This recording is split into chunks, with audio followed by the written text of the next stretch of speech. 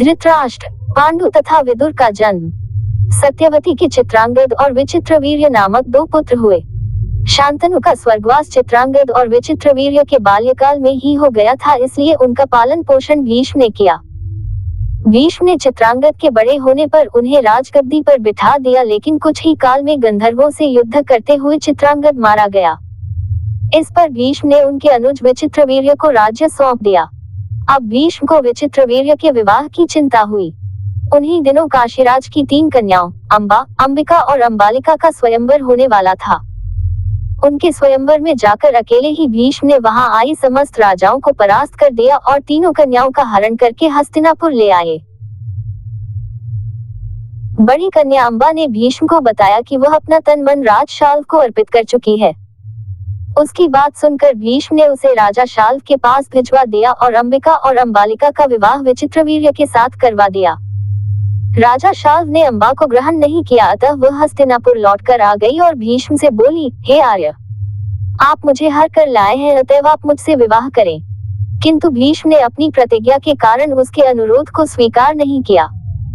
अंबा रुष्ट होकर परशुराम के पास गई और उनसे अपनी व्यथा सुनाकर सहायता मांगी।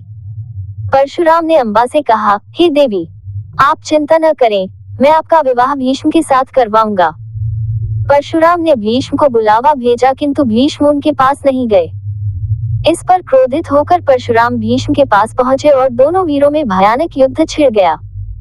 दोनों ही अभूतपूर्व योद्धा थे, इसलिए हार जीत का फैसला नहीं हो सका। आखिर देवताओं ने हस्तक्षेप करके इस युद्ध को बंद करवा दिया। अंबा निराश होकर वन में तपस्या करने चली गई। विचित्रवीर्य अपनी दोनों रानियों के साथ भोग विलास में रत हो गए, किंतु दोनों ही रानियों से उनकी कोई संतान नहीं हुई और वे क्षय रोग से पीड़ित होकर मृत्यु को प्राप्त हो गए। अब कुल नाश होने के भय से माता सत्यवती ने एक दिन भीष्म से कहा, पुत्र, इस वंश को नष्ट होने से बचाने के लिए मेरी आज्ञा है कि तुम इन दोनों रानियों से पुत्र उत्पन्न करो। माता की बात सुनकर भीष्म ने कहा, माता, मैं अपनी प्रतिज्ञा किसी भी स्थिति में भंग नहीं कर सकता। ये सुनकर माता सत्यवती को अत्यंत दुख हुआ। अचानक उन्हें अपने पुत्र वेदव्यास का स्मरण हो आया। स्मरण करते ही वेदव्यास वहां उपस्थित हो गए। सत्यवती उन्हें देखकर बोली, हे पुत्र, तुम्हारे सभी भाई निःसंतान ही स्वर्गवासी हो गए, अतः मेरे वंश को नाश होने से बचाने के लिए मैं तुम्हें आज्ञा देती हूँ कि तुम उनकी पत्नियों से संतान उत्पन्न करो। वेदव्यास उनकी आज्ञा मानकर बोले, माता, आप उन दोनों रानियों से कह दीजिए कि वे 1 वर्ष तक नियम व्रत का पालन करते रहे, तभी उनको गर्भ धारण होगा।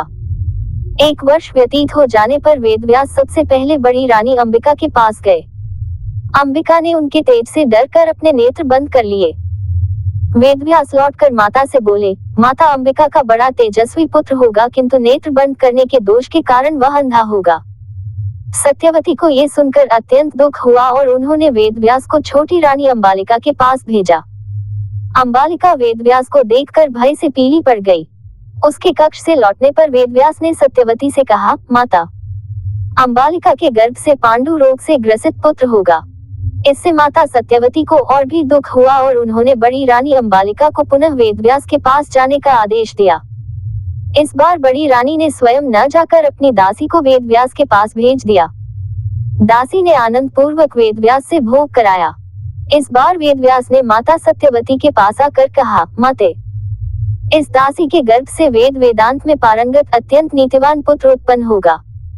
इतना कहकर वेदव्यास तपस्या करने चले गए। समय आने पर अंबा के गर्भ से जन्मांध धृतराष्ट्र, अंबालिका के गर्भ से पांडु रोग से ग्रसित पांडु तथा दासी के गर्भ से धर्मात्मा विदुर का जन्म हुआ।